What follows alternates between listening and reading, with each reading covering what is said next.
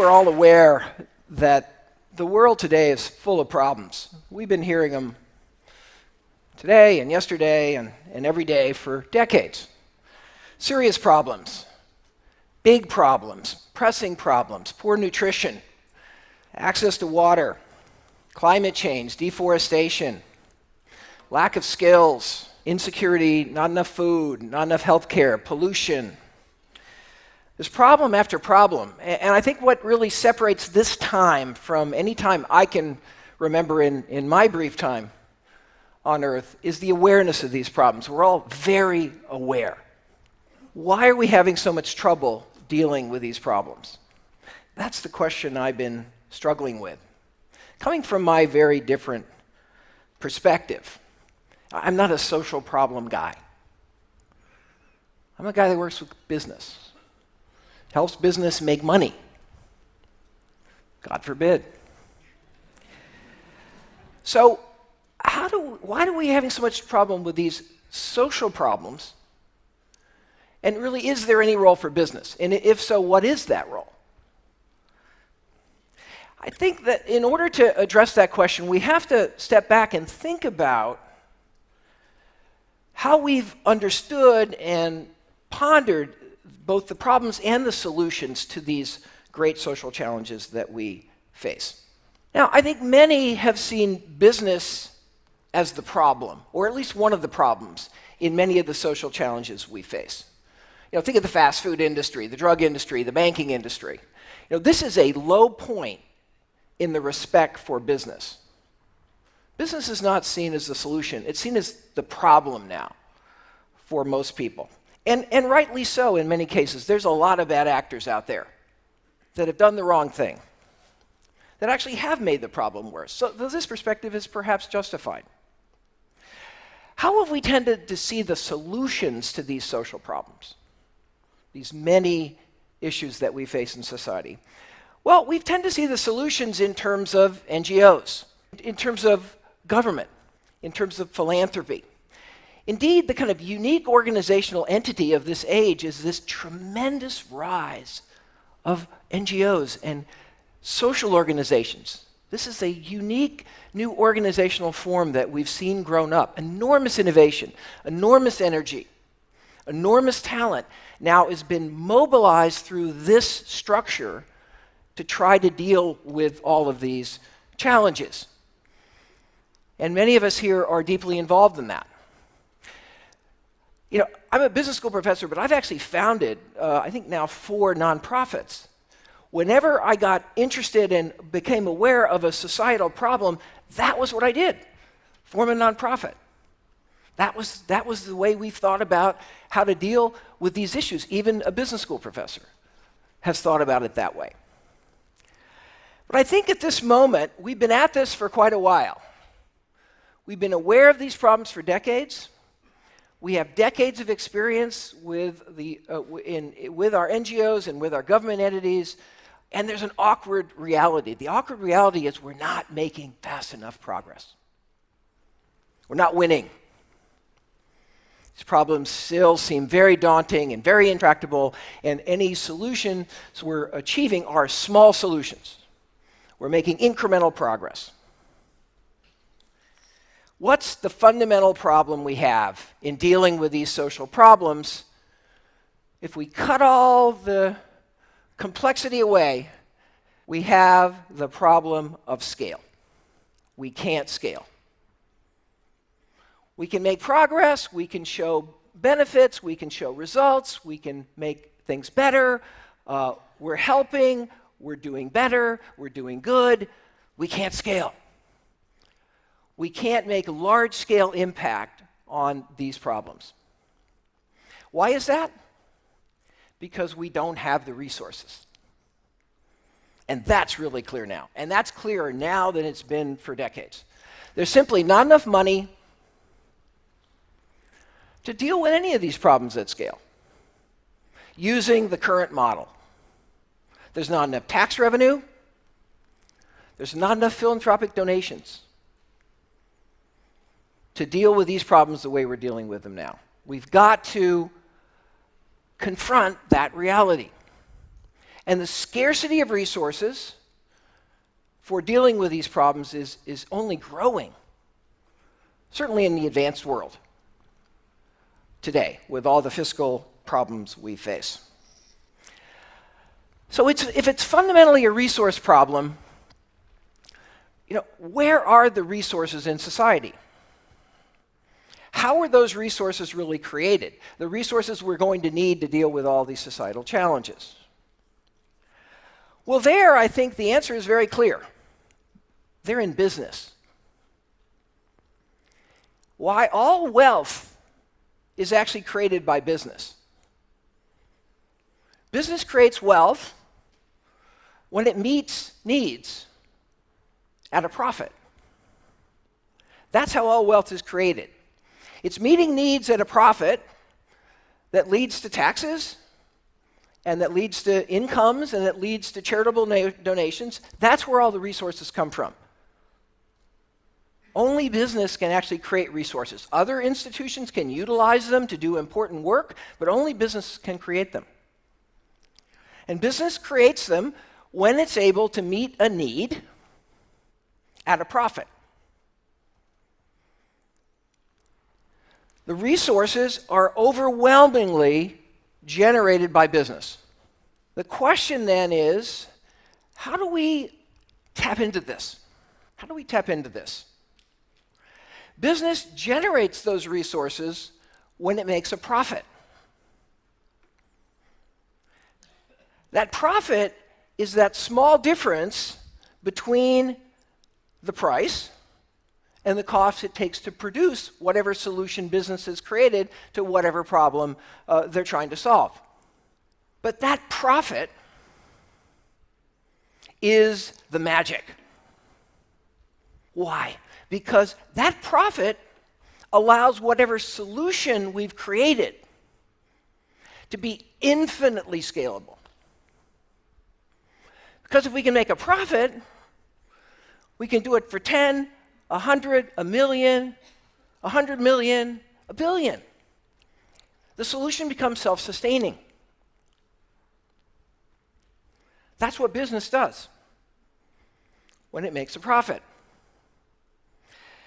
Now, what does this all have to do with social problems? Well, one line of thinking is, let's take this profit and redeploy it into social problems. Business should give more. Business should be more responsible. And that's been the path that we've been on in business. But again, this path that we've been on is not getting us where we need to go. Now, I started out as a strategy professor, and I'm still a strategy professor. I'm proud of that. But I've also, over the years, worked more and more on social issues. Worked on healthcare, the environment, economic development, reducing poverty. And as I worked more and more in the social field, I started seeing something that had a profound impact on me and my whole life in a way. The conventional wisdom in economics and the view in business has historically been that actually there's a trade-off between social performance and economic performance. The conventional wisdom has been that business actually makes a profit by causing a social problem. Classic example is pollution. If business pollutes, it makes more money than if it tried to reduce that pollution. Reducing pollution is expensive, therefore businesses don't want to do it. It's profitable to have an unsafe working environment. It's too expensive to have a safe working environment, therefore business makes more money if they don't have a safe working environment. That's been the conventional wisdom. A lot of companies have fallen into that conventional wisdom. They resisted environmental improvement, they resisted workplace improvement. That thinking has led to, I think, much of the behavior that we have come to criticize in business, that I come to criticize in business. But the more deeply I got into all these social issues, one after another, and actually the more I tried to address them myself personally in a few cases through nonprofits that I was involved with, the more I found actually that the reality is the opposite. Business does not profit from causing social problems, actually not in any fundamental sense. That's a very simplistic view. The deeper we get into these issues, the more we start to understand that actually business profits from solving social problems. That's where the real profit comes. Let's take pollution. We've learned today that actually reducing pollution and emissions is generating profit, saves money, makes the business more productive and efficient, it doesn't waste resources. Having a safer working environment actually and avoiding accidents, it makes the business more profitable because it's a sign of good processes. Accidents are expensive and costly. Issue by issue by issue, we start to learn that actually there's no trade-off between social progress and economic efficiency in any fundamental sense. Another issue is health. What we found is actually health of employees is something that business should treasure because that health allows those employees to be more productive and come to work and not be absent. The deeper work, the new thinking on the interface between business and social problems is actually showing that there's a fundamental, deep synergy, particularly if you're not thinking in the very short run. In the very short run, you can sometimes fool yourself into thinking that there's fundamentally opposing goals, but in the long run, ultimately, we're learning in field after field that this is simply not true. So how could we tap into the power of business to address the fundamental problems that we face? Imagine if we could do that. Because if we could scale. We could tap into this enormous resource pool and this organizational capacity. And guess what? That's happening now, finally. Partly because of people like you, who've raised these issues now for year after year and decade after decade. We see organizations like Dow Chemical leading the revolution away from trans fat and saturated fat with innovative new products. This is an example of Jane Irrigation. This is a company that's brought drip irrigation technology to thousands and millions of farmers, reducing substantially the use of water.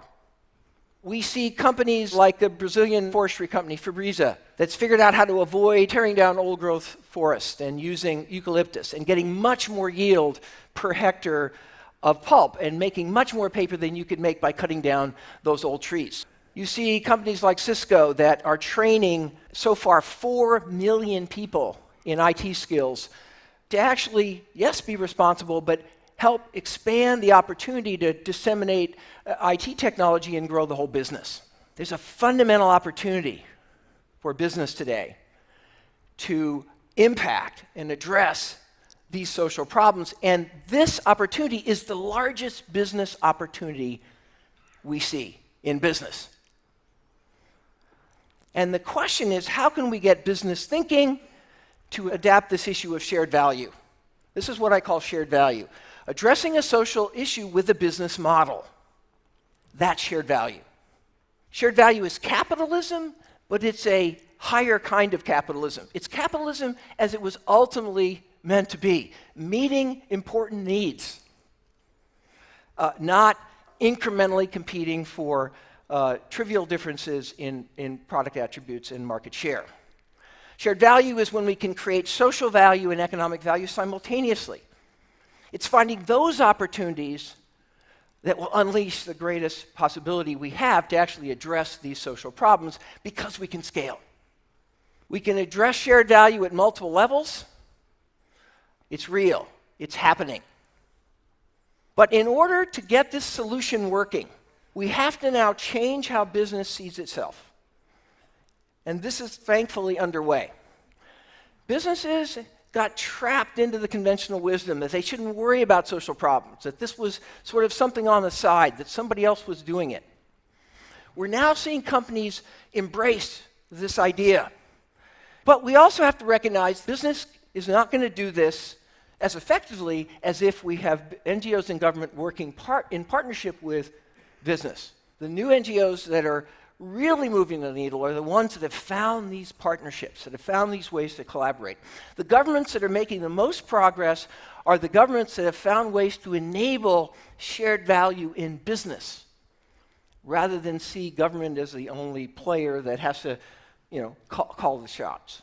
And government has many ways in which it can impact the willingness and the ability of companies to compete in this way. I think if we can get business seeing itself differently, and if we can get others seeing business differently, we can change the world. I know it. I'm seeing it. I'm feeling it. Young people, I think, my Harvard Business School students are getting it.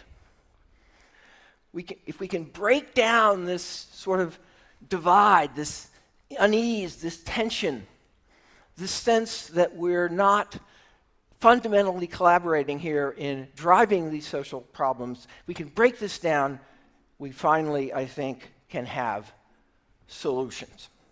Thank you.